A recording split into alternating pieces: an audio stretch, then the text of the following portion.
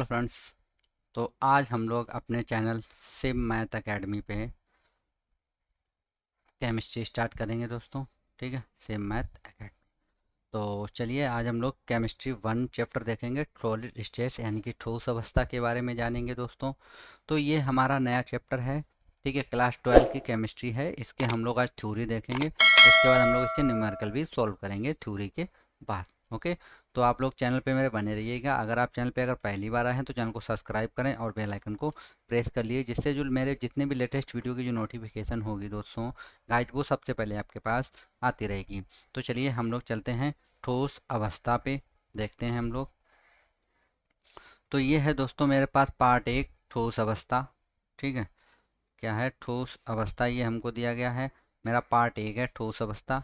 तो इसमें आज हम लोग देखेंगे ठोस क्या होते हैं दोस्तों। ठीक है, ठोस क्या होते हैं इनके बारे में हम लोग देखेंगे और उनकी परिभाषा देखेंगे, प्रकार के बारे में जानेंगे और क्रिस्टलीय तथा अक्रिस्टलीय ठोसों के अंतर हम लोग देखेंगे। तो ये आज हम लोगों ने टॉपिक को इस वीडियो में कवर करेंगे इसको हम लोग। तो चलिए हम लोग सबसे पहले देख लेते हैं ठोस क्या होते हैं। ठीक है, तो ठोस क्या होते हैं दोस्तों, देखिए ठोस आप लोगों को पता होगा, जैसे कोई चीज़ जो जितनी पास पास होती है ना दोस्तों, वो सभी चीज़ें ठोस होती है। जैसे बालू का कण होता है वो ठोस होता है, चीनी का कण होता है ठोस होता है, नमक का कण होता है दोस्तों ठोस होता है। तो ठोस क्या होते हैं, देखिए यहाँ पे ठोस की डेफिनेशन हमें क्या दे रखी है। यहाँ पे हमसे पूछा ठोस क्या है। ठीक है, व्हाट इज ठोस, सॉलिड। ठीक है, तो देखते हैं हम लोग क्या होती है उनकी डेफिनेशन। उसकी डेफिनेशन होती है दोस्तों, ये यहाँ पे डेफिनेशन दी गई है। क्या है डेफिनेशन दी है, वे पदार्थ जिनका निश्चित आकार, स्पष्ट सीमा, स्थिर आयतन होता है उन्हें ठोस कहते हैं।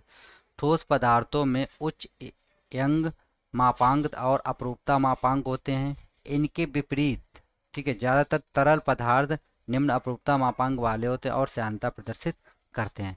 अब ये तो हो गई डेफिनीशन दोस्तों, ये होती है ठोस की डेफिनेशन। अगर आपको जैसे लिखना है, जब अगर आएगी पेपर एग्जाम में, तो आपको ये डेफिनेशन लिखनी है। ठीक है, तो लेकिन आपको समझना कैसे कि ठोस क्या होते हैं दोस्तों। तो ठोस आप कोई चीज भी जिसके भी कण जो होते हैं पास पास होते हैं, ठोसों के कण जो होते हैं दोस्तों वो पास पास होते हैं। ठीक है, तो ठोस के जो कण होते हैं वो दोनों पास पास होते हैं।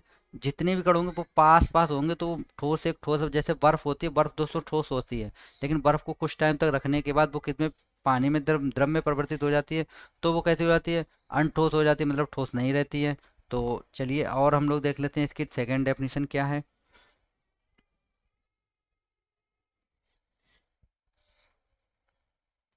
ठीक, सेकंड क्या है, देखिए भौतिक की, मतलब जो भौतिक है, भौतिक विज्ञान की जिस शाखा में ठोस का अध्ययन करते हैं उसे ठोस अवस्था भौतिकी कहते हैं। यानी कि जो हम भौतिक विज्ञान जो है, भौतिक विज्ञान में हम जिस ठोस की दोस्तों हम जिस शाखा का अध्ययन करते हैं उसे हम बोलते हैं ठोस अवस्था भौतिकी।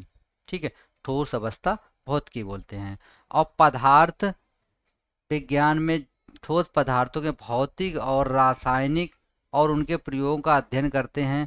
तो ठोस अवस्था जो होती है, ठोस अवस्था रसायनों में पदार्थों के संश्लेषण, उनकी पहचान और रासायनिक संघट्ट का अध्ययन किया जाता है। संघट्ट मतलब होता है यहाँ पे अणुओं का टकराना, संघट्ट कराना। ठीक है, तो इस चीज़ों का हम लोग अध्ययन करते हैं। तो आपको ठोस की डेफिनेशन समझ में आई होगी। ये डेफिनेशन आपको ठोस में याद करनी है दोस्तों, ये वाली डेफिनेशन। ठीक है, इसका आप लोग स्क्रीनशॉट ले सकते हैं।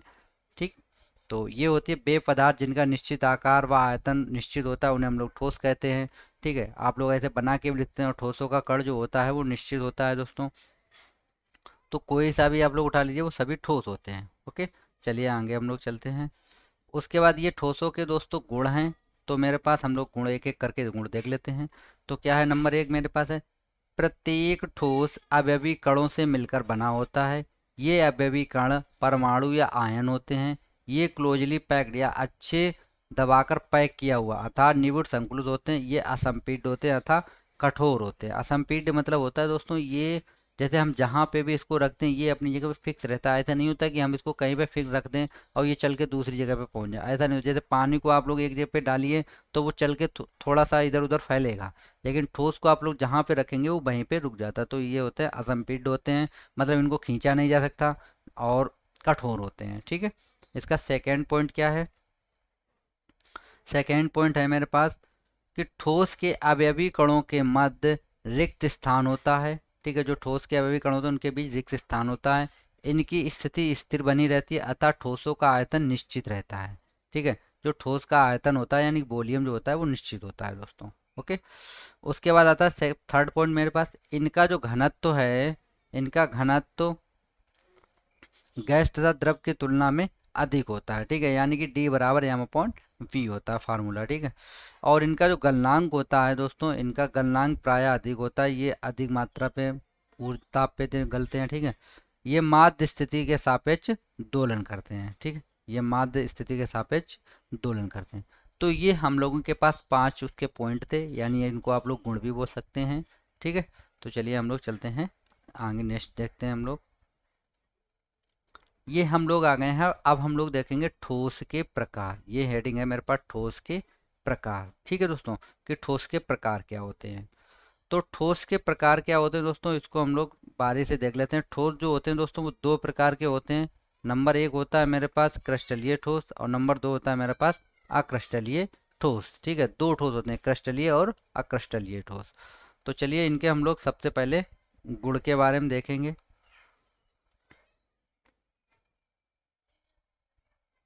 ठीक, तो एक एक करके हम लोग इनके गुण को पढ़ेंगे। ये क्रिस्टलीय ठोसों के गुण हैं।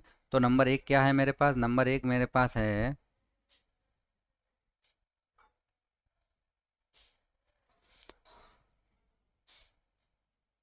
गाइस, वॉल्यूम सही आ रहा है? आप लोग एक बार ये चेक कर लीजिएगा ज़रा।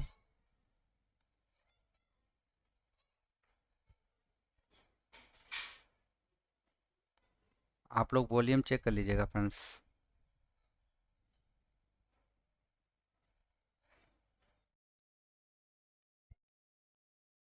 तो क्रिस्टलीय ठोसों के गुण, ठीक है, क्या है हेडिंग, क्रिस्टलीय ठोसों के गुण।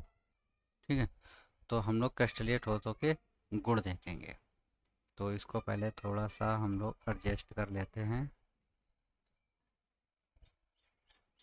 ठीक है, तो क्रिस्टलीय ठोसों के गुण क्या होते हैं दोस्तों, ये आप लोग यहाँ पे हेडिंग देख सकते हैं।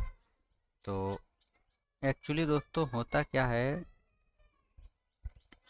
देखिए क्रिस्टलीय ठोस क्या होते हैं। जैसे पहला पॉइंट क्या है मेरे पास, क्रिस्टलीय ठोसों का मेल्टिंग पॉइंट यानी कि गलनांक निश्चित होता है दोस्तों। इनका जो गलनांक होता है फिक्स होता है कि ये इसी पॉइंट पे अपना द्रव में परिवर्तित होंगे। नंबर 2 मेरे पास है, क्रिस्टल ठोस विषम स्थैतिक होते हैं, अर्थात उनके कुछ फिजिकल प्रॉपर्टी जो होती हैं, भौतिक गुण, यथा इलेक्ट्रिक मतलब विद्युत प्रतिरोधकता, अपवर्तनांक आदि विभिन्न दिशाओं में भिन्न भिन्न होते हैं। ऐसा भिन्न भिन्न, ठीक है, ऐसा भिन्न भिन्न क्रिस्टलीय ठोसों की अलग अलग व्यवस्था के कारण होता है दोस्तों। तो ये जो पॉइंट है, ये पॉइंट में कम से कम 4 पॉइंट कवर किए गए हैं। इनको आप लोग अच्छे से स्टडी कीजिए। ठीक है, मैं एक एक करके आपको बता देता हूँ। जैसे यहाँ पे विषम देशिकता एक पॉइंट दिया गया है, विषम देशिकता, यानी विषम देशिकता होती क्या है दोस्तों। विषम देशिकता का भी हम लोग डेफिनेशन देखेंगे। विषम देशिकता होती है जब कोई एक क्रिस्टल जालक होता है, उसके अंदर कोई बाहरी क्रिस्टल जालक प्रवेश कर जाता है, तो उसे बोलते हैं विषम देशिकता। उसके बाद भौतिक गुण, भौतिक गुण आप लोगों को पता ही है। ठीक है, जो बाहर से दिखाई देने पे पड़ते हैं हमको। फिर आती है विद्युत प्रतिरोधकता, यानी कि ये विद्युत के बारे में, इलेक्ट्रिक के बारे में दिया गया हमें। अपवर्तनांक, हमें अपवर्तनांक हम लोग जो हाई स्कूल में पढ़ा था वही डेफिनेशन है, साइन आई बटे साइन आर। ठीक है, आज भिन्न भिन्न दशाओं में भिन्न भिन्न होते हैं। नेक्स्ट पॉइंट क्या है मेरे पास, नेक्स्ट पॉइंट है क्रिस्टलीय। ठीक है, नेक्स्ट पॉइंट क्या है, क्रिस्टलीय। क्रिस्टलीय ठोस को तेज धार वाले औजार से काटने पर उसके 2 भागों में विभक्त टुकड़ों की सतह सपाट व चिकनी होती है। ठीक है, अगर इसको हम किसी चाकू से 2 भागों में डिवाइड कर दें तो इसकी जो सतह होती है वो चिकनी होती है दोस्तों। अगला पॉइंट क्या है मेरे पास, अगला पॉइंट मेरे पास है क्रिस्टलीय ठोसों का गलन की ऊष्मा, जो हीट अप होता है ना, गलन ऊष्मा निश्चितता अविलाक्षणिक होता है। ठीक, ये भी फिक्स पॉइंट होता है। उसके बाद आता है मेरे पास यहाँ पे नेक्स्ट पॉइंट, मेरे पास क्या आता है देखिए जरा। नेक्स्ट पॉइंट, क्रिस्टलीय ठोस जो होते हैं वो वास्तविक पदार्थ होते हैं, यानी क्रिस्टलीय ठोसों को ही हम लोग वास्तविक पदार्थ भी बोलते हैं इसको हम लोग। ठीक है, तो ये भी पॉइंट आप लोग नोट कर लीजिएगा। ठीक, तो ये तो थे मेरे पास ठोसों के गुण। चलिए हम लोग नेक्स्ट चलते हैं। अब हम लोग देख लेते हैं अक्रिस्टलीय ठोसों के गुण, कि अक्रिस्टलीय ठोसों के गुण क्या होते हैं दोस्तों। ठीक है, तो ये है मेरे पास अक्रिस्टलीय ठोसों के गुण। तो क्या होता है देखिए जरा, तो यहाँ पे क्या होता है, ताप के, ठीक है, क्या है पॉइंट देखिए जरा, ताप के निश्चित परास पर नरम हो जाते हैं, इसी कारण उसमें सॉलिड अक्रिस्टलीय ठोस। ठीक है, अक्रिस्टलीय ठोस को ताप को सांचे में ढाला जाता है, जैसे कि प्लास्टिक आदि। अब यहाँ पे देखिए, यहाँ पे अक्रिस्टलीय अक्रिस्टलीय ठोस ताप के निश्चित परास पर नरम हो जाते हैं, इसी कारण अक्रिस्टलीय ठोस को गलाकर सांचे में ढाला जाता है, जैसे कि प्लास्टिक होती है। जैसे प्लास्टिक और ये चीज़ें जब ढाली जाती हैं तो इनको एक सांचे के अंदर भरा जाता है। ठीक है, क्योंकि नहीं तो ये इनका जो ताप होता है वो अधिक होता है, निश्चित होता है, तो ये अधिक टेम्परेचर पे पिघलने भी लगती हैं। ठीक है, तो अगला क्या है मेरे पास, सेकंड पॉइंट क्या है, गर्म करने पर निश्चित ताप पर अक्रिस्टलीय ठोस बन जाते हैं। अक्रिस्टलीय ठोसों के क्रिस्टलीय बन जाने के कारण, जो अक्रिस्टलीय ठोस होते हैं ना दोस्तों, बन जाने के कारण, क्रिस्टलीय बन जाने के कारण प्राचीन सभ्यता के कुछ कांच के बने वस्तुओं में दूधियापन आ जाता है। जैसे आप लोग देखो, कुछ कांच जो होती हैं वो दूधियापन में होती हैं दोस्तों, अक्रिस्टलीय होते हैं। अगर इनका जो ताप है मैं गर्म करेंगे ज़्यादातर तो इसको, तो ये क्या होता है, क्रिस्टलीय बन जाते हैं ये। ठीक है, से अगला पॉइंट मेरे पे क्या क्या है, अक्रिस्टलीय पदार्थ में, ये आप लोग देखिए जरा, इसको मैं पहले एक सर्कल में बंद कर देता हूँ। अगर भात में जो है क्या है, अक्रिस्टलीय पदार्थ में तरल की भांति प्रवाह होती है। ठीक है, मतलब ये भी एक दूसरे पे मतलब फैलते रहते हैं। हालांकि ठीक है, अक्रिस्टलीय ठोस में प्रवाह की प्रवृत्ति बहुत ही स्लो होती है। कैसी होती है दोस्तों, स्लो होती है। अक्रिस्टलीय पदार्थ के प्रवाह की प्रवृत्ति के कारण ये पुराने इमारतों, ठीक है, क्या पुराने इमारतों की खिड़कियां आदि में लगे कांच के जड़े हुए ऊपर अपेक्षा थोड़ा मोटे होते हैं। जैसे आपने उन कांच की जो खिड़कियां लगी होती है वो देखी हो, वो दोस्तों ऊपर की साइड पे थोड़ी मोटी होती है, बीच में पतली होती हैं। वो इसी कारण से ही ये मोटी और पतली बनाई जाती हैं। अक्रिस्टलीय ठोस की प्रकृति कैसी होती है, इसकी प्रकृति होती है समदैशिक। और दोस्तों अक्रिस्टलीय क्रिस्टलीय की कैसी थी, विषमदैशिक थी। ठीक है, क्योंकि इनमें दीर्घ परासी व्यवस्था होती है, दीर्घ परासी व्यवस्था नहीं होती है, तथा सभी दिशाओं में अनियमित विन्यास होता है इनका। ठीक है, इनका सभी दिशाओं में अनियमित विन्यास होता है। ओके, फिर नेक्स्ट पॉइंट, लास्ट पॉइंट है मेरे पास, ये दिया गया हमें कि अकर्षित ठोस में दैनिक जीवन में काफ़ी उपयोग है, तथा जो कि एक अकर्षित ठोस है, सूर्य के प्रकाश के विद्युत रूपांतरण के लिए उपलब्ध सिस्टम पदार्थ है। ठीक है, ये सूर्य के प्रकाश के लिए उपलब्ध सिस्टम पदार्थ है, इसको आप लोग भी नोट कर लीजिएगा पॉइंट अपनी कॉपी में और अच्छे से स्टडी कर लीजिएगा। तो चलिए हम लोग नेक्स्ट पॉइंट और देख लेते हैं क्या है। ये हम लोगों के पास हैं अंतर।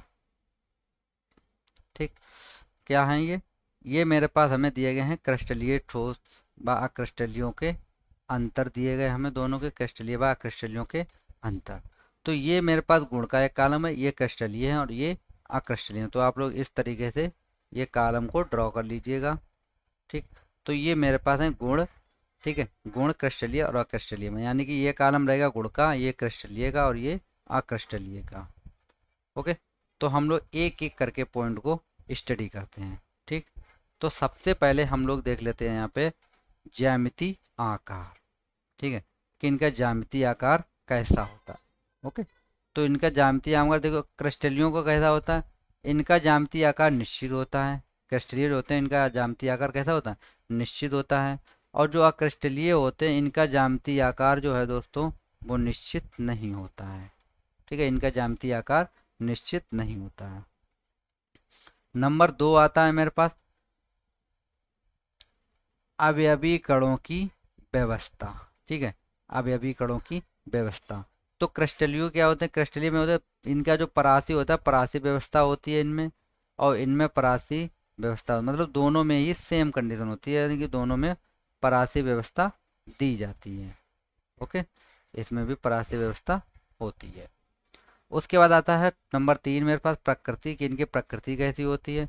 तो इनकी जो प्रकृति होती है वो ठोस होती है क्रिस्टलियों की, और अक्रिस्टलीय कैसे होते हैं, ये आभासी व वास्तविक ठोस और अतिशीतित द्रव होते हैं।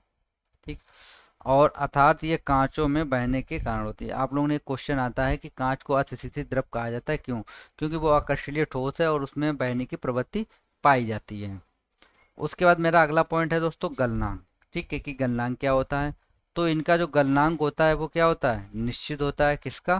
क्रिस्टलीय ठोसों का। और जो इनका गलनांक होता है दोस्तों, इनका गलनांक निश्चित नहीं होता है। ये एक ताप पर परास पर धीरे धीरे पिघलते हैं, मतलब ये कोई ताप होता है, इस पे ये धीरे धीरे पिघलते रहते हैं। अगला पॉइंट मेरे पास है नंबर 5, गलन ऊष्मा, यानी कि ये किस ताप पर गलते हैं। ठीक है, तो जो क्रिस्टलीय होते हैं इनकी गलन ऊष्मा भी क्या होती है दोस्तों? निश्चित होती है।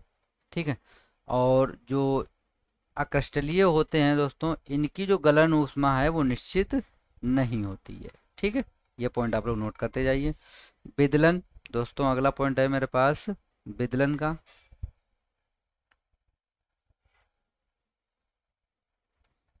ठीक है, अगला मेरे पास जो पॉइंट है विदलन।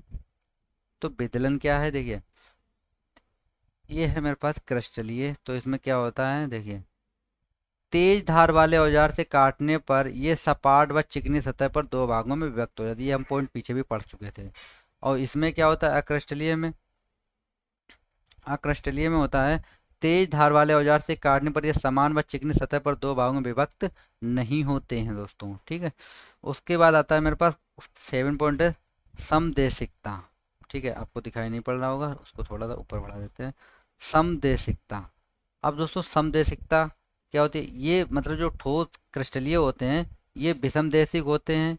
और इनके जो एग्जाम्पल दिए गए वो हमारे पास हैं पोटेशियम नाइट्रेट और बेंजोइक अम्ल। ठीक है, और जो अक्रिस्टलीय होते हैं ये होते हैं समदेशिक होते हैं। क्या होते हैं ये समदेशिक होते हैं। ठीक है, और इसके जो एग्जाम्पल हैं वो मेरे पास कांच हो गई, रबड़ हो गई, लवड़ और पीवीसी हो गया।